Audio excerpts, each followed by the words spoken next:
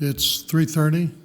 I'll call this special meeting to order. The purpose of the special meeting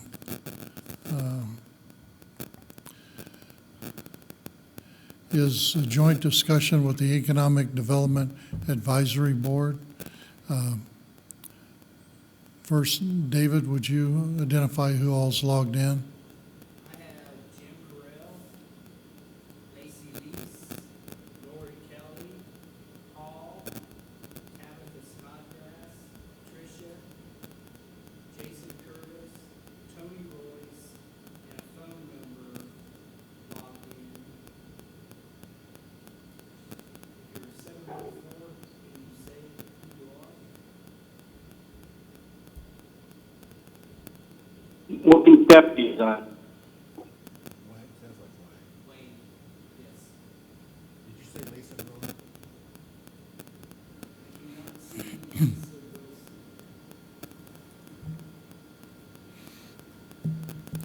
How many members are present? We for- have all but one, Lisa. Okay. So you've got We have a quorum established. Okay. yeah.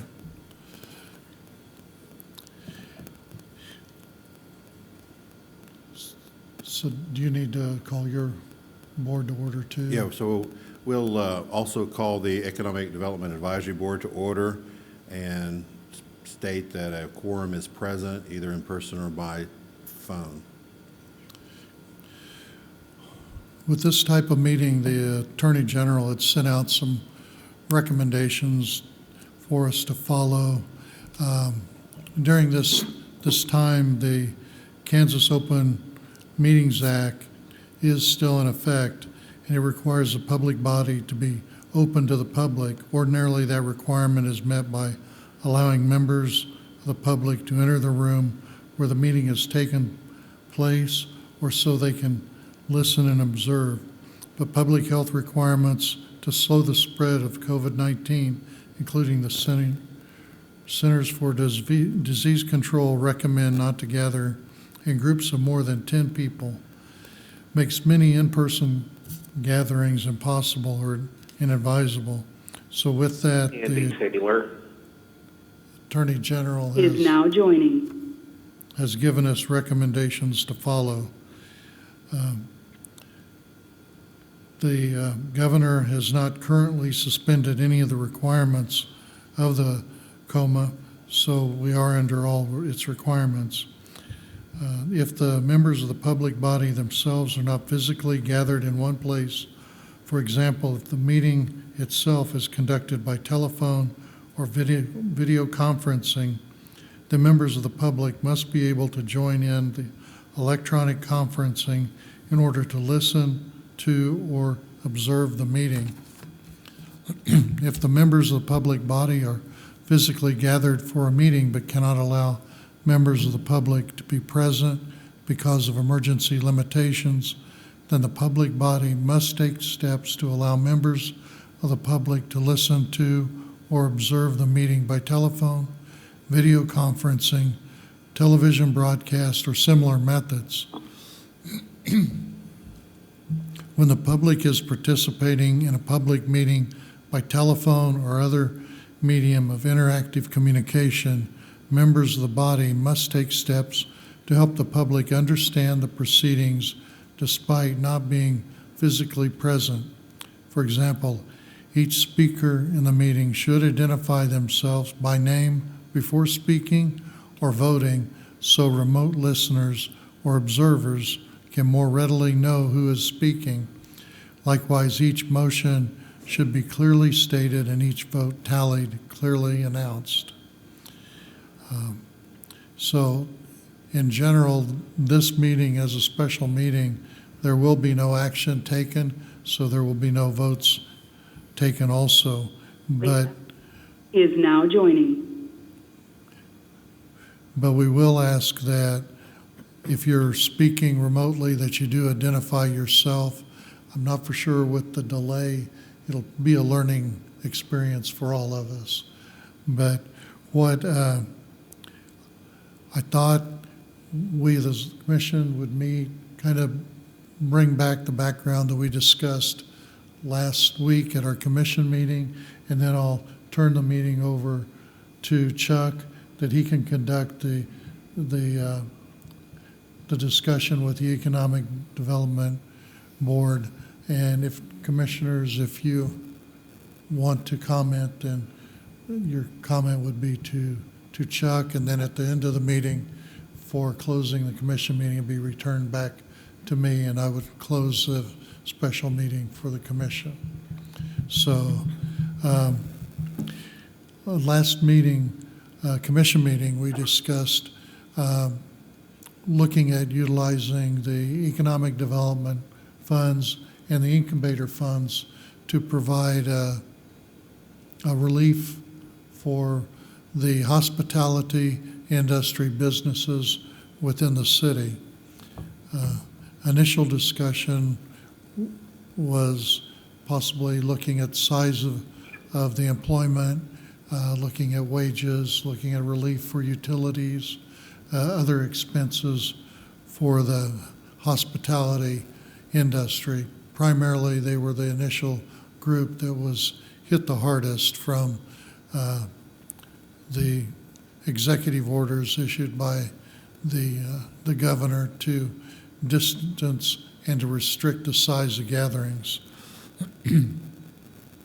Also, we had discussed possible look at ways that we could provide relief for the businesses on the water sewer rate, and also maybe the residents of the city that have suffered from being laid off at the various businesses or plants.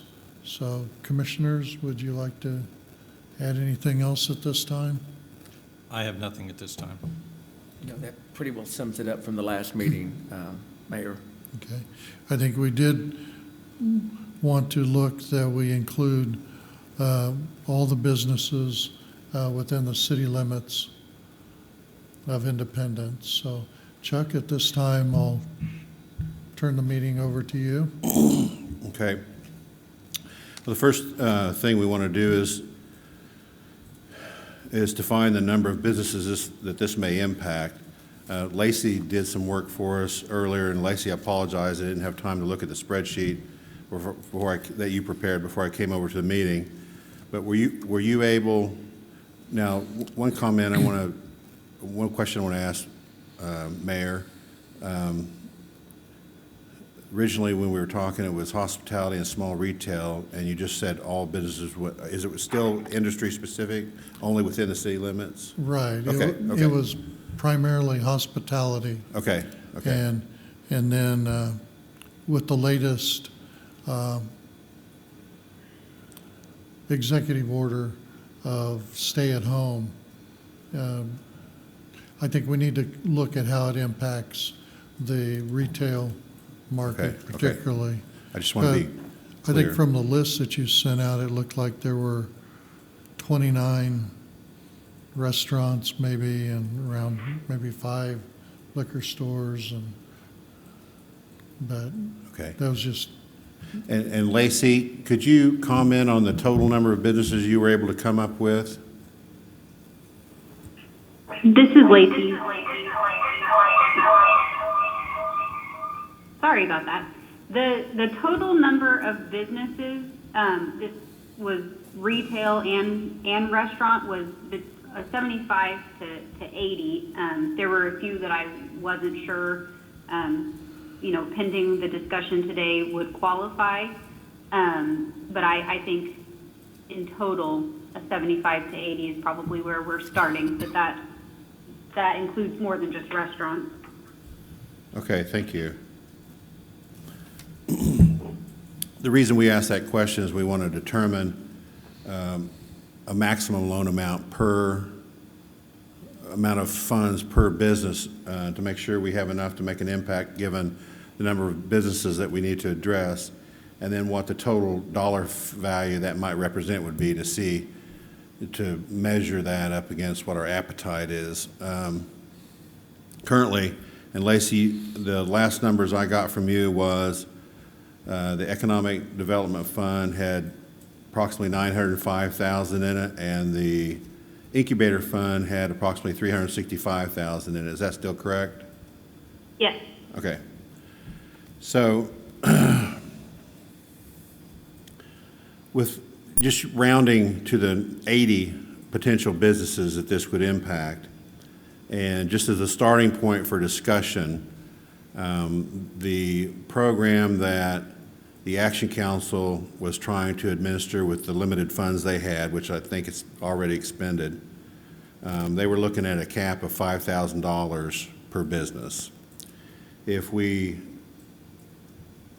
used $5,000 and it was fully funded to all 80 businesses, the budget impact would be $400,000, which is $35,000 more than we've got in the incubator fund. So that would have a minimal impact on the Economic Development Fund. So as a starting point for discussion for the Economic Development Advisory Board, I would propose that we begin discussions around a $5,000 amount with the idea of recommending that $400,000 be used to close out the incubator building fund that's been unused, and then a minimal transfer from the Economic Development Fund to make that an even $400,000. And that's just a point of reference for us to begin our discussions about. So I'd like to hear some comments from each of the members on what they feel about that number. Lori? This is Paul Urlowski. I think that's a good starting point, and I like where you're at, Chuck. Okay, thank you, Paul. Other members? Wayne, Stephanie, I agree.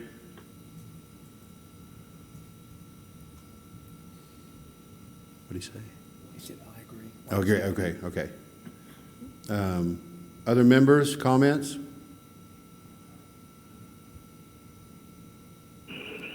Well, this is Jim Burrell, and Chuck, I like your comment in one of the emails about maybe starting small and see how it goes, and I like the idea of starting at this 5,000 and then kind of run through that cycle and see how it ends up, and then maybe consider doing more or something like that, or at least doing a few and see how it works and get kinks worked out and that kind of thing.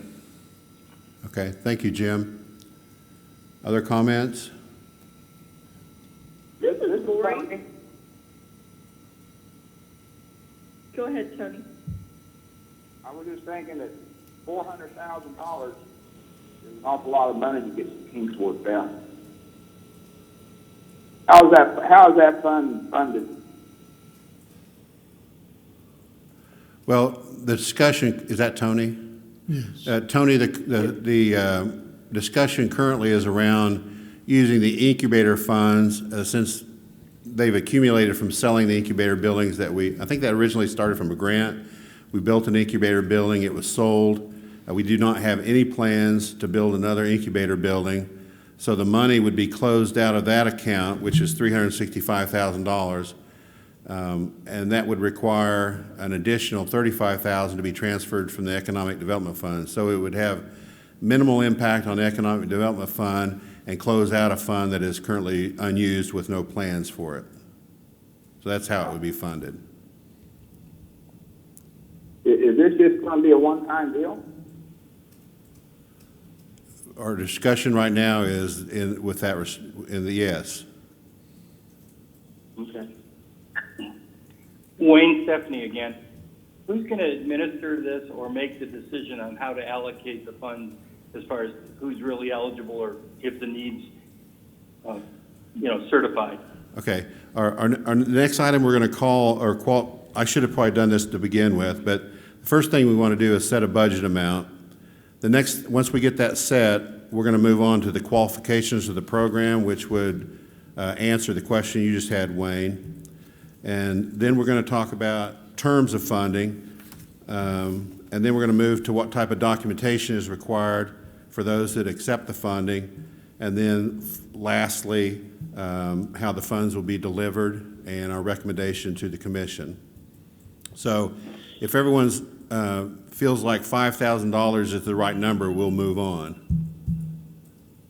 Chuck, it's Lori. My question is, how do you foresee this interacting with the payroll protection program? Because I assume the majority of these people are probably sole proprietors, and that would be eligible for government or SBA financing through that program, which covers some of their income in addition to overhead, utilities, and staff expenses.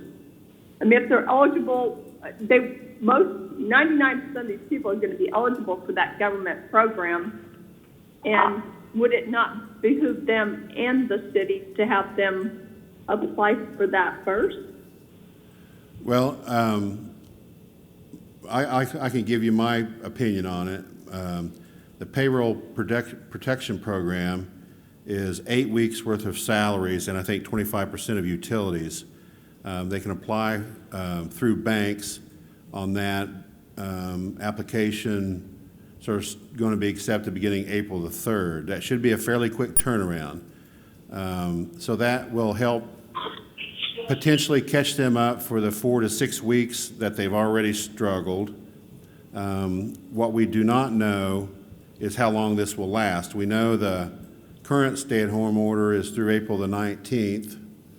The current projections for the Kansas Health Department, KDHE, is that it will not peak in Kansas until April the 24th, I believe is the last thing I read. So I think we can predict reasonably that this will last into May, some point in May. And then the question becomes, how soon thereafter will the business return to our hospitality businesses? Now, I listened to an expert this morning early talk about what the impacts going forward on the hospitality industry will be.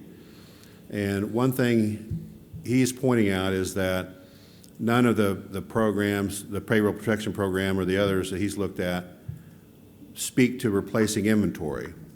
And when a restaurant's out of business, basically only or minimally in business for an extended period of time, and they had their inventory purchases based on historic performance, there's a really good chance that a lot of inventory they had is going to end up being, because it's perishable, they're going to lose it.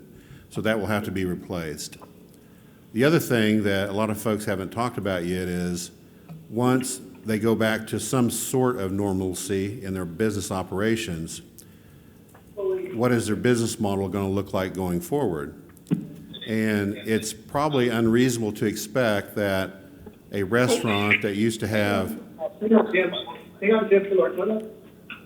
a restaurant that used to have 40 tables in it with people seated fairly closely together is going to be able to continue that. They're going to have to reduce the number of tables because people are going to expect to be a little bit more distance between themselves than there has been historically. So restaurants, this person, the restaurant association person expected that restaurants, even if people started going to restaurants on a regular basis again, can see a 40 to 50% drop just in the requirements for spacing that's going to take folks out of the restaurant.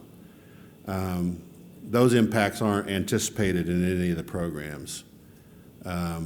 So my feeling is that, Lori, is that the payroll protection program with 8 weeks of salary will help solve part of the problem, but given how long it's been going on and how long we can expect it to last in Kansas, it won't address all of the problem.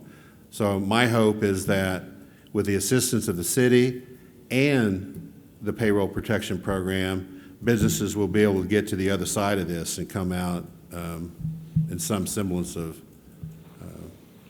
wholeness. Hey, Chuck, this is Tricia. I'll chime in and actually add another thing that I think you didn't cover on the PPP program. One of the things that they've made very clear with the PPP program is if you, the term of the loan that is forgiven, the portion of the loan that's forgiven is based on the number of employees that you kept, and that number is based on 2019 numbers. They did clarify this just before I got on this call with the SBA that new businesses that opened since January 1 would use their payroll up to now to determine what that was. But if any of these businesses we're talking about here in Independence, have already had to reduce their staffing at this point, that's going to dramatically reduce the amount of their loan that would be forgiven if they did apply for that paycheck protection program. So I think that doing this in tandem provides our businesses with a little bit more cushion than if we otherwise just directed them only to the SBA programs. But I guess my question really was, do we foresee them doing them simultaneously? Do we see them, will we encourage them to go ahead and do both programs? I mean, do you know what I'm saying? Yeah, my feeling is we would encourage them all to use both programs. I don't think the $5,000 is enough, but I think the $5,000 plus what they may qualify for under the PPP program would be close to being sufficient. Mm-hmm.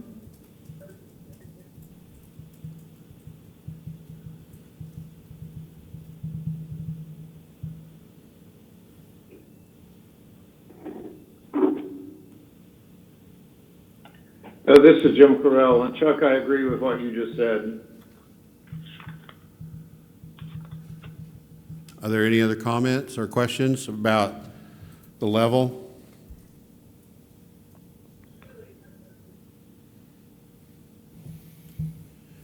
Okay, if not, we'll move on to qualifications for the program. I just made a few notes for myself, and I'd like to hear the other members' comments. The only two things I jotted down was that the business is still open and operating at the time they make application, and that they complete the required document and provide the required documentation to obtain the loan.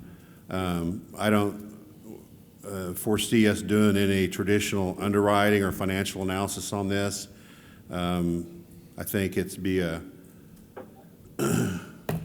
wouldn't be productive. I think most of these businesses right now are suffering, so their financials, I think we know what we would see if we did that. It would unnecessarily delay funding. So my proposal for the committee to consider, the board to consider, is that these applications be approved based on the business's an open, ongoing concern, and that they complete the required application, which I estimate to be a one-page simplified version, perhaps the one we're using at MAC already. Comments?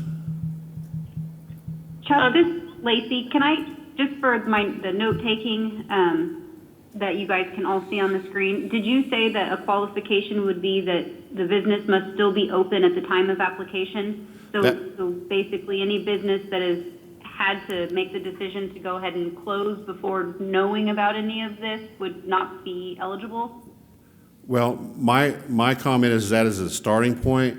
If there's, Okay. I think, if we've got funds available to try to revive a business, then we could certainly consider that.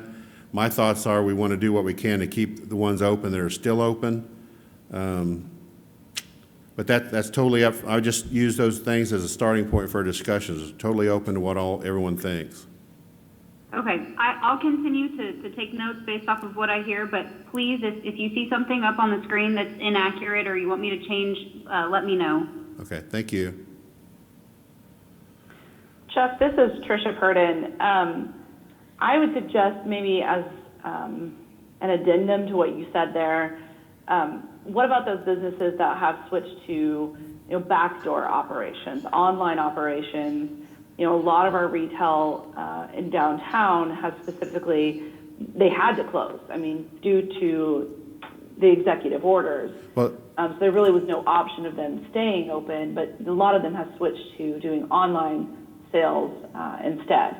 So would that maybe alleviate some of those concerns of those businesses who had to close due to executive orders being eligible? Trish, from my viewpoint, I don't view someone who's changed their business model to adapt to the times by going to online sales and closing the lobby as a closed business. I see that as someone who's recognized the market conditions and taken action to keep their business surviving by operating in the only way they can possible. I admire those actions, and I would not call that a closed business. A closed business, in my mind, is one where they've liquidated the inventory, laid off all the employees, locked the doors, and gone home. Would a question for that application maybe be that my business, whether the question maybe be, my business is still an ongoing entity, and my intent is with this extra X dollars, I will be able to either reopen or maintain my business? I don't know, because the other part of it is we want to make sure that they think the funds they'll get will be adequate, right? If they need 100,000 and we give them 5, that's not helpful either, right? I can't hear you very well, Lori, I'm sorry. Could anyone repeat what she said for me? She said if a business needed $100,000 and we were just giving $5,000, that would not help that business much. And this is Commissioner Ususi. Okay. Yeah, Lori, that's a good point. I think if we use the MAC app or come up with our own app, one of the questions should be that the $5,000 would be sufficient to continue ongoing operations for some period of time. I agree with you that if a business requires $100,000 to continue in operations and we give them 5, then that wasn't a very good use of our $5,000. So Right. would you say that the $5,000 has to mean that they will open and be in an active business, not just take the 5,000 and remain closed or? Right. I think a requirement should be that they continue operations in some form. Whether they're able to do curbside service, whether they're a type of business that's doing everything online, just as long as they continue to generate sales, which generates sales tax revenue and employ people, to me, that's really the only thing we're really trying to accomplish. And I think, you know, even when we get to the other side of this, people are going to have to modify their business model to some extent, because even, you know, for a month or months after we get the all clear signal, people's behaviors are going to take some time to change, and they may not ever return to exactly the way they were before. So everyone's going to have to evolve and adapt to some extent. We need to be flexible about that.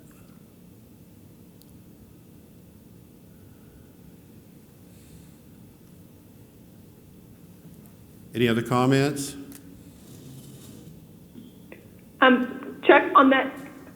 No, I think the amount is reasonable, and I guess my next comment was for the next step on the application. So. What'd you say? She thought that the amount was reasonable. Okay. Thank you. Is that Lori? Yeah. Thank you, Lori. Okay, well, if everyone is in agreement with those and those comments, we'll move on to the terms of funding. So what we've got accomplished so far is that we're setting the amount at $5,000. We have approximately a universe of 80 businesses. The anticipated budget impact will be $400,000. $365 of that $400,000 will come from the unused and dormant incubator building fund, and the $35,000 from the economic development fund with a balance of $905,000. The other thing we have decided is that the qualifications of this program is that it's a going concern business, that they will make a statement that the $5,000 will be adequate to sustain their business for some period of time, and that they will complete an application and provide minimally whatever other documentation we determine is required, but that it will be minimalistic and simple. Okay, under terms of funding, we need to discuss whether this should be a grant program or a loan program. The grant program would be a program wherein the money would be provided to the business and no repayment is expected. The loan program would be where we would advance the money to the business and repayment would be expected under some given terms. If we decide that the loan program is the direction we want to go, then we will come back to what those terms would be in a little bit. But I'd like to hear some comments on, and both from the commission and the board, on what your view on that, both of those directions are. Chuck, this is Tony. Uh-huh. I would say, my opinion is it should be a grant program. If these businesses are, I'm not a business owner, but they're on the way out, already out because of all this. They don't need another loan payments to worry about. If we do get them revived, they're going to have, they're going to have a lot of work ahead of them, I would think, to get back to where they was at. So they don't need to worry about paying back a little bit of $5,000. Okay. Thank you, Tony. Other comments? Chuck, this is Jim Carell, and I agree with what Tony just said. Okay. Thank you, Jim. Other comments? Jason. This is Jason, and I would agree with what Tony said as well. Okay. Tony, you carry a lot of weight with this group. Other comments?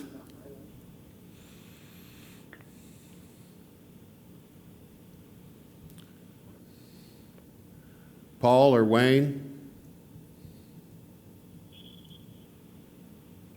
This is Paul Urlowski. No, I would agree too. At this point, a lot of the businesses have had a lot of hardship already, and I think this would go a long ways to maybe helping them get back on their feet.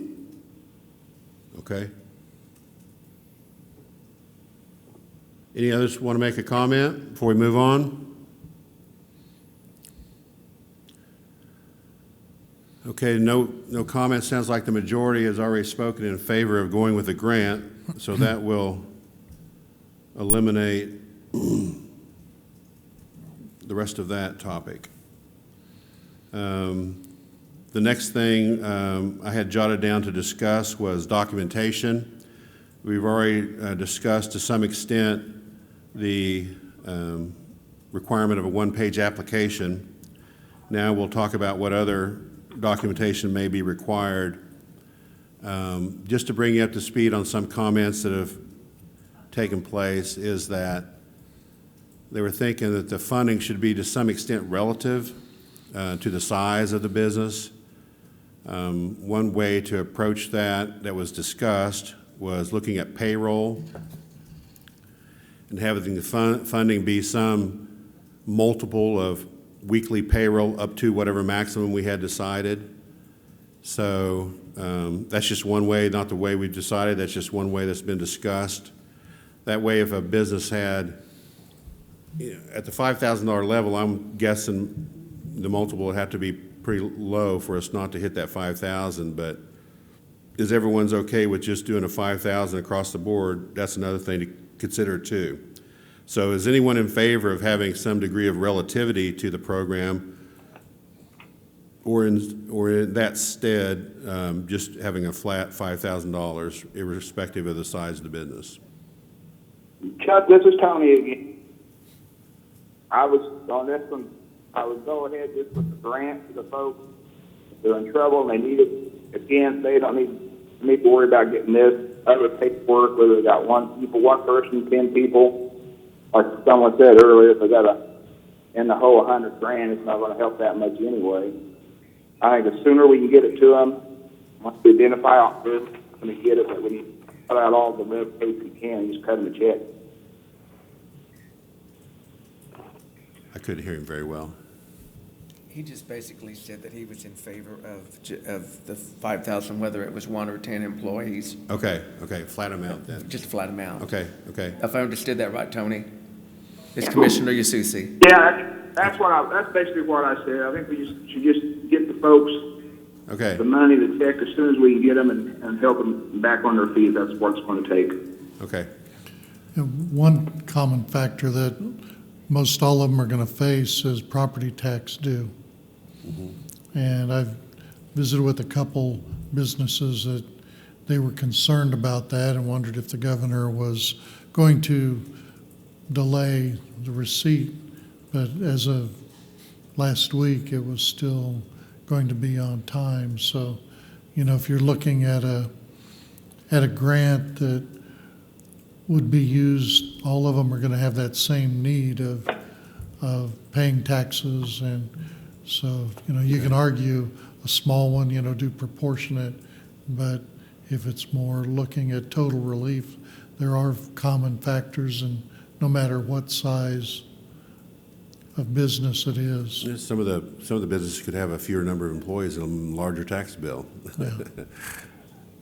Any other advisory board comments on the matter of documentation or requirements?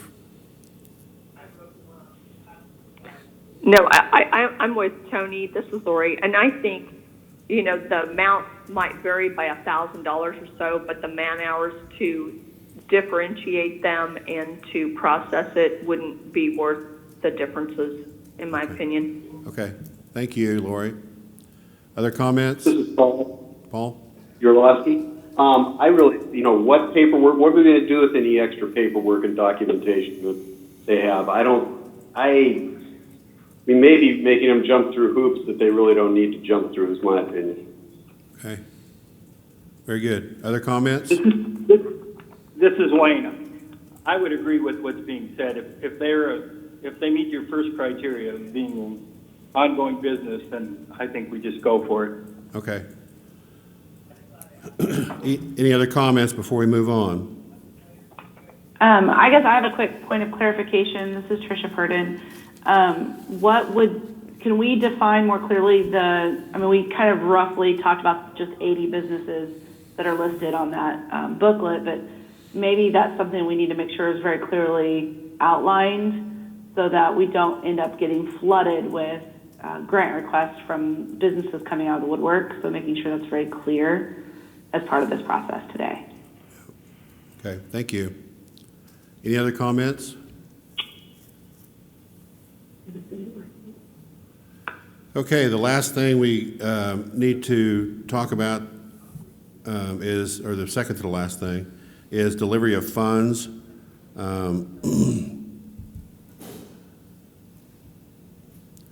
Since we're talking about a grant program, all we need to do basically is announce, of course, make a recommendation to the commission upon action by the commission. If it were approved, then we would make proper notice for people to apply, define exactly what businesses we're targeting. We think there's 80.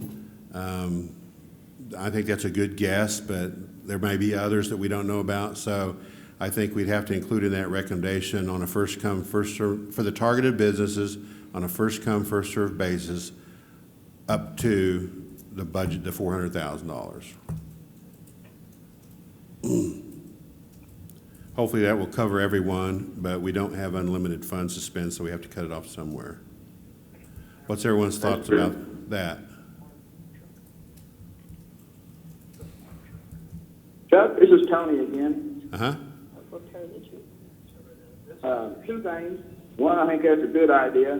We don't want to, that's what we're going to spend, we need to keep track of. Another thing that it may not be this time to mention, but something that could be considered, the city could possibly look at, especially your hospitality folks and stuff like that, of waiving a water utility bill for the next 3 months or 6 months. Okay. That would be another, wouldn't cost nothing, wouldn't be at no actual outlay of money, but, you take a restaurant, probably got some restaurants and bars probably use a pretty good amount of water. Yep. That could amount to some savings for them too to help them get back on their feet. This is Lacey. My only comment on that is, with these businesses having such a decrease in traffic, I think that's just a drop in the bucket because their utility bills are likely going to go down with the decrease in operating hours and things like that. Not to say that we shouldn't do something, but I would bet that wouldn't be of great significance to them. It might be a show of faith, good faithful, and business will eventually pick back up, be one less expense they've got to worry about to try to get back to where they were before this all hit us. Mm-hmm. You And said it's not very big water, there's not gonna be no big amounts in the city anyway. Tony, this is Chuck. I think that's a great, I think that's a great idea, and I'd like to capture that idea and any other ideas that the board members have, to capture those and hold on to them, because depending on which way this goes, we could be meeting again to come up with round two of what we can come up with to try to help folks. So I suggest that this first round of assistance be as we've previously already defined in this meeting, being financial to the tune of $5,000 per business up to our limit of $400,000, and that we hold off on those other ideas for our second potential round of assistance that we may need to discuss. I think that, along with some perhaps other ideas we could brainstorm and come up with, could give them a little bit of extra relief should they need it. And we can certainly discuss that as we have meetings in the future. Chuck, this is Wayne. I agree with your first come, first service on the application. My concern is, how do we communicate this to people so everyone gets sort of like the same starting point? That's a very good question, Wayne. My thought, and it's really, I think, maybe hard to do. It's hard to get communicated out to people the way you want to get communicated. The only thing I know we can do is do our best to publicize, put it in a concise message, do our best to publicize it through our area newspapers, on the city's webpage, through the Action Council, through the Chamber of Main Street, and any other organizations who can distribute that, social media, through any other retail or industry or associations locally that we could provide that information through. And then... Okay, well, I'm also thinking maybe like a starting date, like if you say April 2nd or something like that, so that it gives time for people to hear. It's just a thought. Yeah, and that was my next comment, is that we just don't start taking them immediately. We let that information have time to soak in, and then say we'll start receiving applications, say, on April 5th as an example. So they would have time to get it all in. So we would, on April 5th, we would start with a stack of applications. Hopefully we'd be able to cover everybody. Chuck, this is Commissioner Eustace. Those applications would be online, so the business owners could go and click on that and download that and fill that out and submit it electronically? The application we discussed using was our MAC, the first page of our MAC application. That's on the city website, it's on MAC's website. There's links to it on the Chamber and the Main Street web pages. We could publish some sort of content, even the publications refer to those links for people to get them. We could have hard copies at the city, at the Chamber, at the Main Street, anywhere we just got to do our best to get it out there to everybody. You might want to have at least one narrative statement that just says, how has this issue affected your business? Just real short and simple, because some businesses are doing actually well in this, and the majority are having issues, but there are some that are doing better. So I think it would be good to know how it is affecting their business. Okay. Yeah, that's a good point. I think, Trish, you can confirm this, but I think you requested that the folks applying for the MAC money make a statement in the application of as how the COVID-19 pandemic has impacted their business, correct?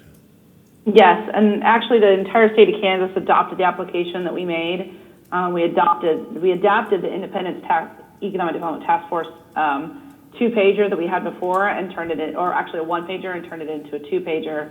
And but the last are just big open questions, just basic description of your business.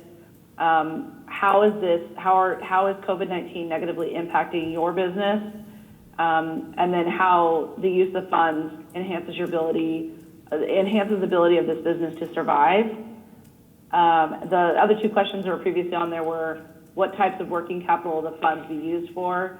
And that was because of the higher grant required it to be used for working capital. We're not obviously doing that. but list any other business resources that you are currently working with. Okay. Those were the 5 questions that were on the second page.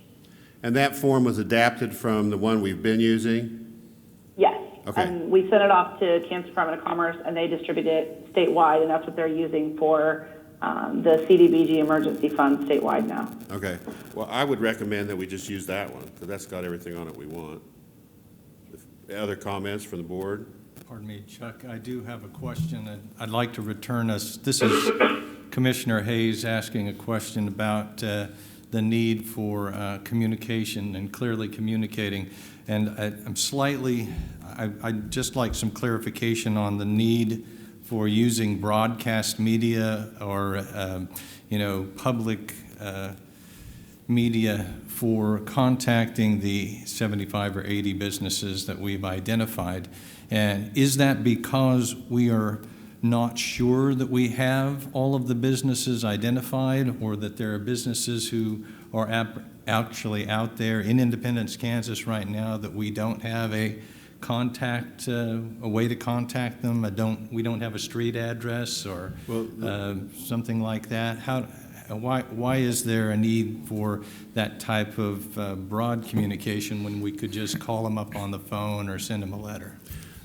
Because the list we used was assembled from other organizations in Independence. We're not absolutely 100% confident that we've captured everyone within the potentially that would qualify, and I don't want to miss anybody. I see. So I think we could send emails or make phone calls to the people we have on the list, but I'm fearful that we would miss somebody. We could do that. We can do that too. Okay, yes, Yeah. please. Yeah. So we could cross-check with our business license list, because they should all have a city license, which Okay. I would think would also be a requirement to apply. And the new ones that perhaps wouldn't be on the other databases would have recently applied for business licenses, and we would have those. Yes, we should have those. Okay, thank you.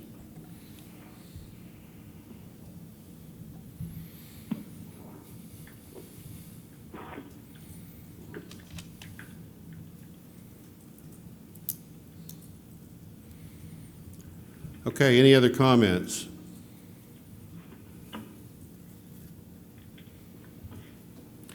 Does anyone on the board have any other items for discussion that we haven't covered so far today related to this program?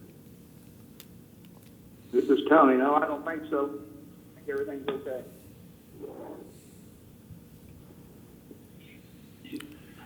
This is Wayne. I just have a question. Who administers all this? Through the city. It's a city program. I don't think there'll be a lot of administration. I would foresee that the Economic Development Advisory Board work in conjunction with city staff to assist them in doing this. I think the Economic Development Board should probably review the applications when they come in. I don't think it'll take very long to do that. And then the city will cut the checks and mail them out. And we'll be done.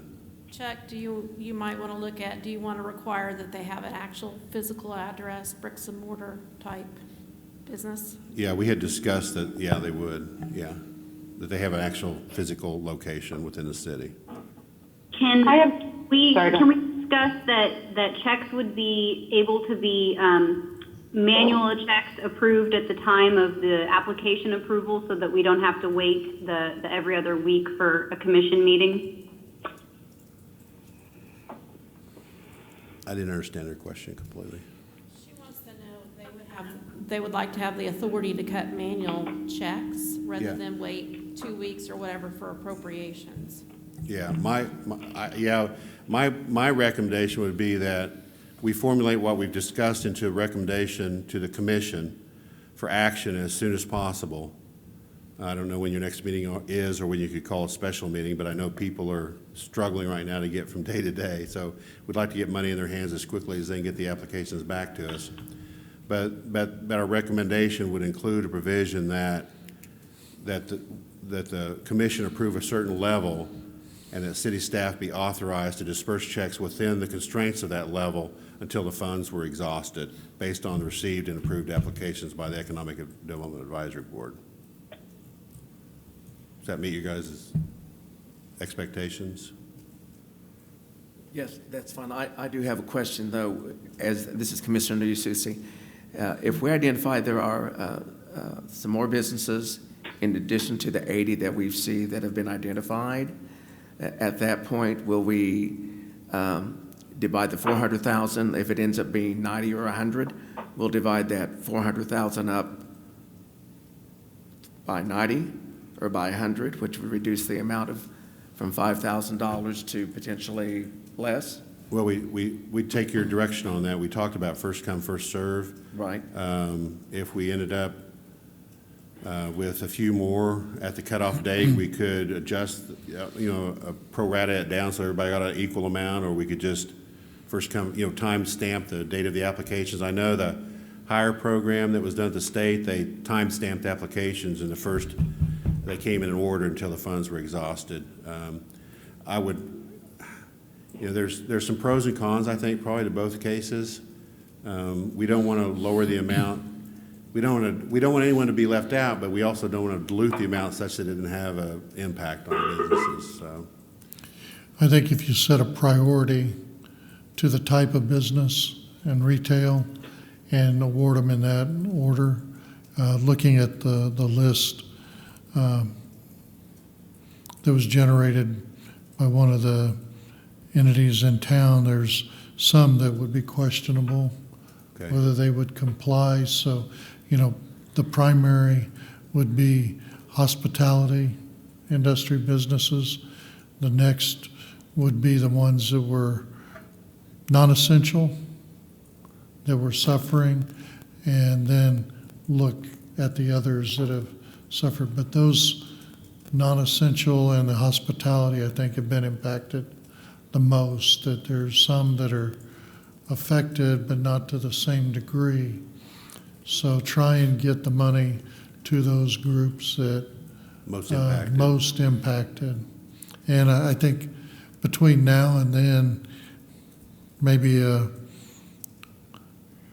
another list could be prepared to try and cover, so we'll have a better idea. 'Cause it looks like from the list, 80 is pretty close, but Okay. it could be a little more. But let's look at our target group first, so that somebody is not a restaurant that might be, or hospitality might be late in the application, and somebody that's less affected would get money and they miss out. So, Okay.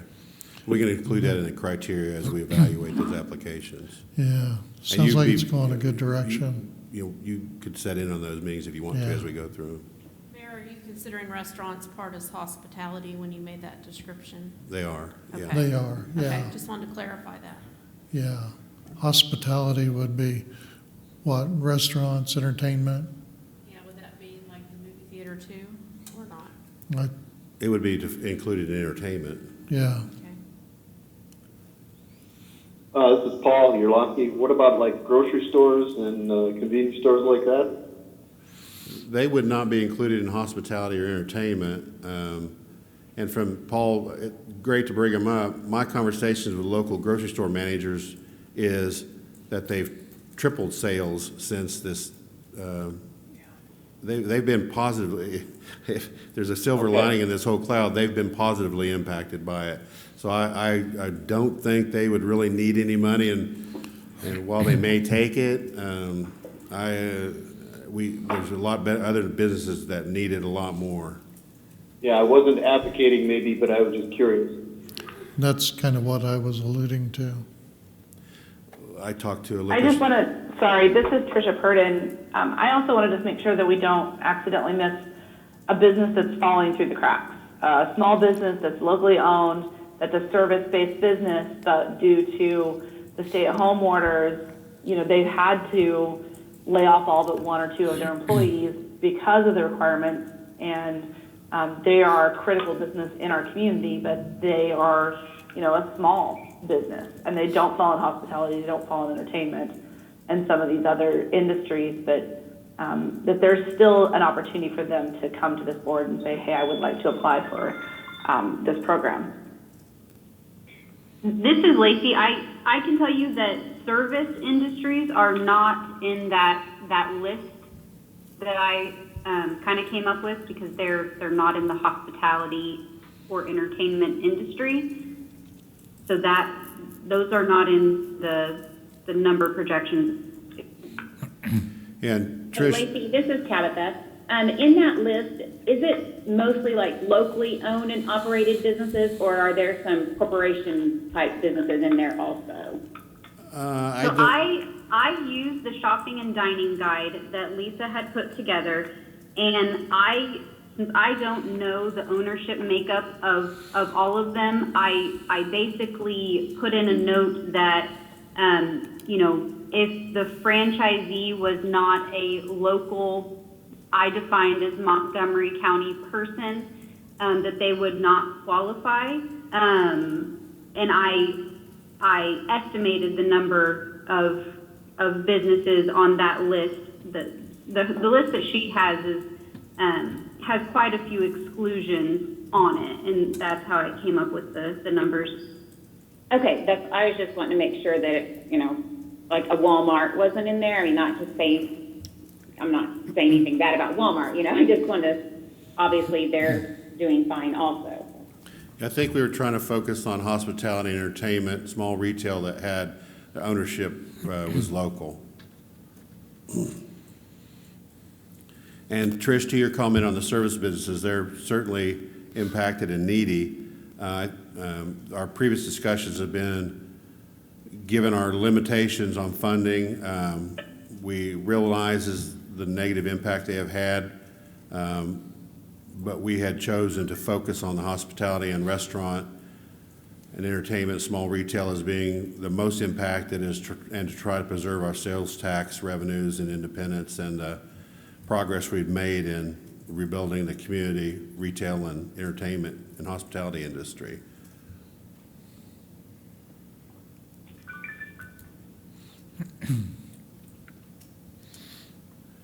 Any other comments?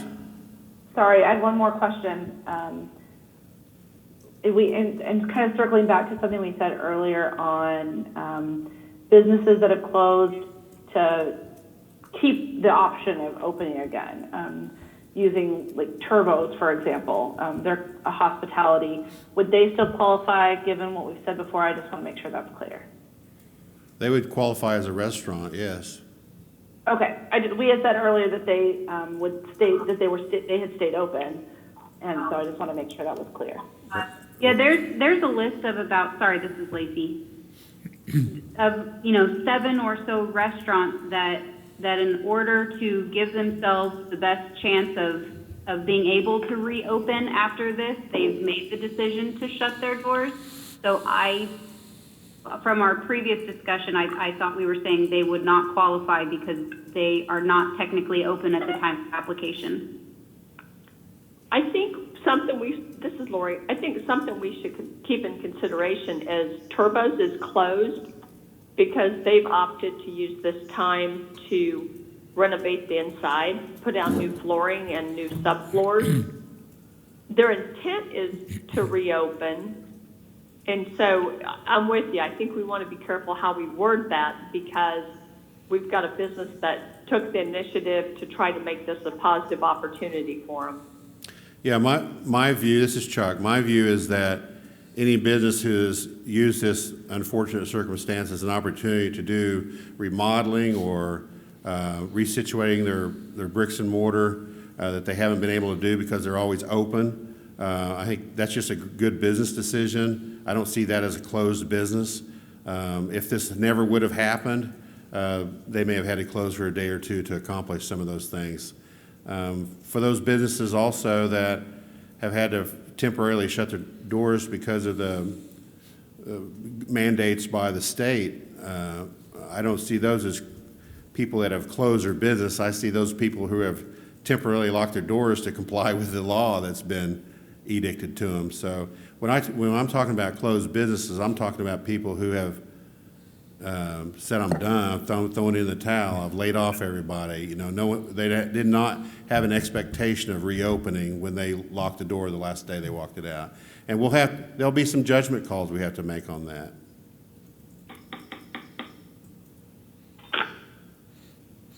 And you could have a condition in the grant program that if they fail to reopen, then they have to return the grant. That has not been discussed, but we could include that, yeah. Yeah.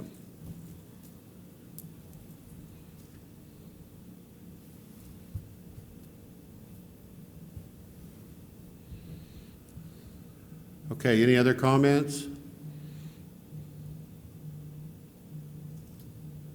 I've got none. This is Tony. Okay. Any other members of the board have a comment? This is Wayne, I do not. Okay.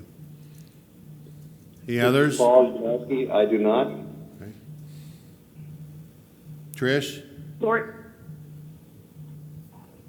No, I'm good. I think we've covered all the questions I had. Jason? No, sir, I have nothing else. Jim? Nope, I don't believe I have anything else. Lori? I'm good. Okay. Is there anyone I missed? The ex officios like to weigh in? Tabitha?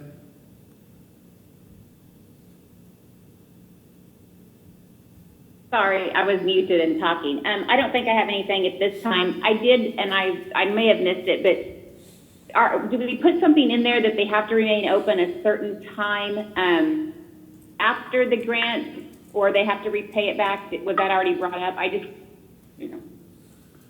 That's probably not a bad idea. We can discuss that. It's hard to say what's the right amount of time. We don't know what's going to happen. I agree, but maybe you hate to see someone take the money and open for a week and then close back up. Yeah. Well, I think we can discuss putting a parameter on that. Would it be reasonable to say if they're not open on June 30th? Or, I don't know. Or what about within 60 days of the executive order was it 16 is lifted? Or something like that. That way it's not locked into a specific date, but allows us some flexibility based on what the governor's mandates are. Okay. Sorry, this is Tricia. Yeah. So was that you, Trish? Yes, sorry. And you said 60 days after what? After the governor's executive order, I believe it's 16, that was the stay-at-home order that really dramatically affected our businesses. So maybe 60 days after the executive order is lifted.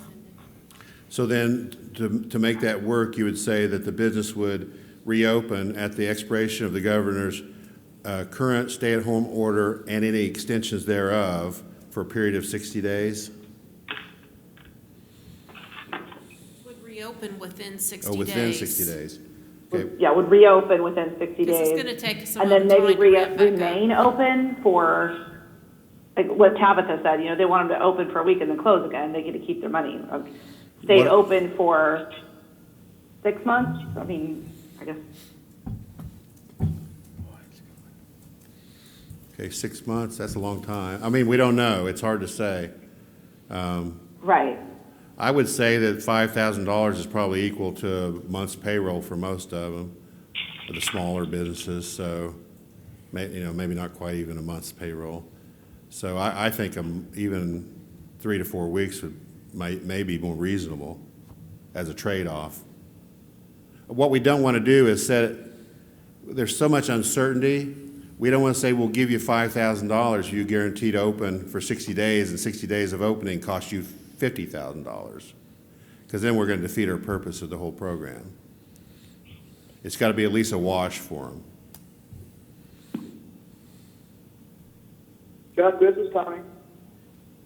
I don't think, like you said, the $5,000, but putting so many restrictions out there at the end is like putting so many restrictions at the front. I mean, we'll give them the 5,000. They may be so far down that 5,000 may not even help. I don't know. But it's a guarantee. They're going for them to guarantee, like you said, won't be able 4 weeks or 6 weeks or 6 months. And 1 week's of payroll would be more than, like you said, 50 or 60 to pay that back. I would reckon, not be afraid, there's going to be some people will probably take advantage of it. Other comments? That's just my feelings. Okay, thank you, Tom.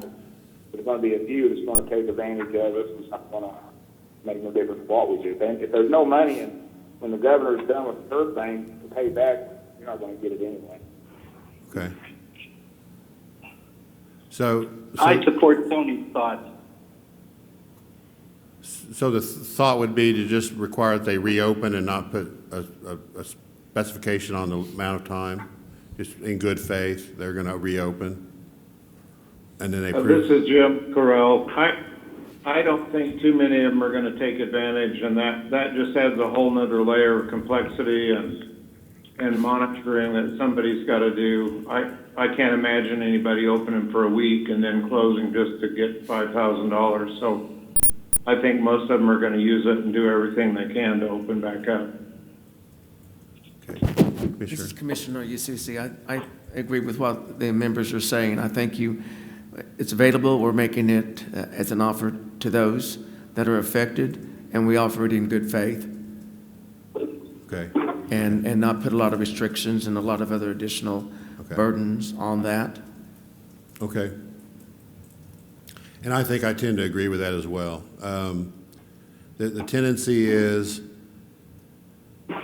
sometimes to overthink and oversteer, and in this kind of a situation, which is unprecedented in all of our lifetimes, and a lot of people have really been adversely impacted. I think if there's ever a time for us to act in good faith, now's the time to do it. So it would be just to reopen within the 60 days after the executive order period? Yep. Is that, are we thinking we would still have a requirement to reopen, right? But that'd just be it, they just reopen in good faith? Okay. Okay, that's good. Okay, any other comments?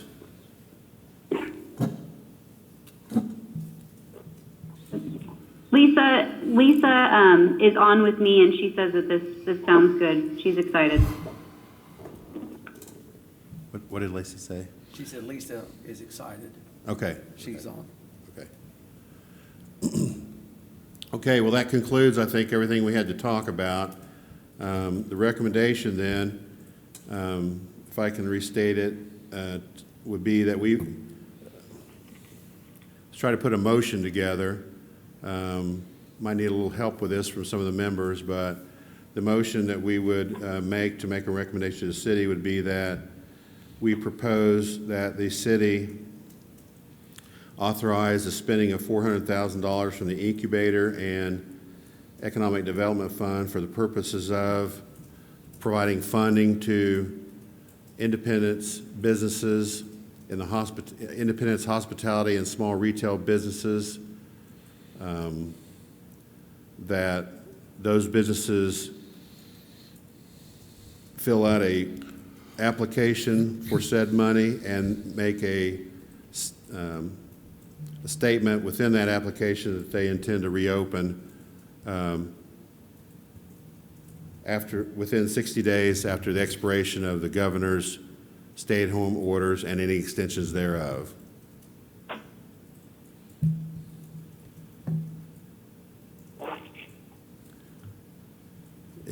Sounds good, Chuck. This is Tony. Is that a second, Tony? Yes, I didn't think we were taking any action today. That's a motion, right? Yeah, we'll make that a motion. That's the motion. I'll second it.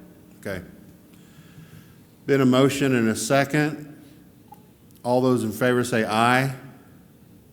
Aye. Aye. Aye. We need to have them identify like a roll call. Yeah, let's have an identification by roll call on the votes. All those, let me just call the roll, and you vote aye or nay? Lori? Aye. Jason? Aye. Jim? Aye. Tony? Aye. Wayne? Aye. Paul? Aye. Chuck? Aye. Are there any voting members that I overlooked? Okay, then let the record show as passed with unanimous consent, or unanimous vote in favor of, excuse me. Okay, with that, we'll call the meeting of the Economic Advisory Board. Oh, before we call it, before we dismiss, we will put that in writing and submit that at the next commission meeting. Hopefully, perhaps they can act on it quickly. I don't know if there's any special meetings or when the next meeting is scheduled, but The next regular meeting is Thursday of next week. Thursday of next week. If you want a special meeting, then we can, if the commission's available. It'll take us a little bit to put it together. How much, this is Commissioner UCC, how much time will you need, Kelly? Lacey, what do you think? I think since we're using a form modeled after an existing one, I don't foresee this taking a lot of time to put together. I mean, I think if we had a special meeting on Thursday even, we could get the ball going on it. This week? Yeah. Okay. Given we've kept it pretty simple and that some of the application is basically already done, I think we could act very quickly. The only thing we really need to do is enhance the list we've got by incorporating the businesses' licenses in order to try to communicate with them directly. And that's just a few, Lacey or you or someone working your magic on the computer to print that out. You might run into a few that don't have a license that it'll take them a few days to get that. Occasionally, we get people that don't realize they need one. Yeah, well, there's Well- always going to be little ones like that fall through the crack. All the commission needs to do is review the proposal and the application and authorize it. The list of who gets, I don't know, do you want us to look at that too? Yeah, Okay, yeah, we'll give you So- the application and the recommendation to act on. okay. So just look if you can get it done by this Thursday, Yeah, that's what Lacey said. then let us know. We'll call a special meeting. If it has to be Friday morning or Indeed, the sooner the Commission. better. We can get it done by, Agree. we can make Sooner a the better. commitment to have it ready by Thursday. Yeah. Is that gonna be like a 9 o'clock? You wanna do a Thursday you want to do it in the morning, or you want to do like a 3:30? Well, I'm available. What do you prefer? when can you have it available? If you have it available at 9, let's do it at 9. We can do that. I'm available. I'm Yeah. good at 9, Thursday Yeah. morning. 9 o'clock this Thursday. Right. Good. Trish, could you make any enhancements that need to be made to that application you already enhanced for this, that the state is using, and send that to Lacey and to Kelly? And a Yes, copy? I'm almost done with it right now, actually. Okay, So, and copy me on it as well, please, and all the other members of the board if you'd like. absolutely. Okay, I think we've got a lot accomplished in a short period of time. I think it'll all be to the benefit of the business community and independence that we're trying to help preserve. I thank the commission for their work, and the Economic Development Advisory Board, I thank you members for your attendance and your commitment to trying to keep Independence whole. With that, I would ask for a motion to adjourn the Economic Development Advisory Board. This is Paul. I move we adjourn. Is there a second? This is Tony, I second. Okay, all those in favor say aye. Aye. Aye. Aye. Meeting adjourned. Okay. No other discussion? Commissioners have a comment? No, I'm just very thankful for the work of the Economic Development Advisory Board, and I'm looking forward to seeing the results. No, I think Tony? is now exiting. No, this Commissioner Eustace, I think what we talked, Now exiting. what we talked about today, You've been muted. To unmute yourself, press *6. has been very helpful today. We've covered a lot of ground, and concur with the rest of the commissioners here that we need to move quickly and get the money out as soon as possible. And then as this situation continues to evolve, we'll rethink and readjust the plan moving forward, because I have a feeling we may end up meeting again somewhere down the road to address some other issues that will be coming up that maybe we hadn't considered.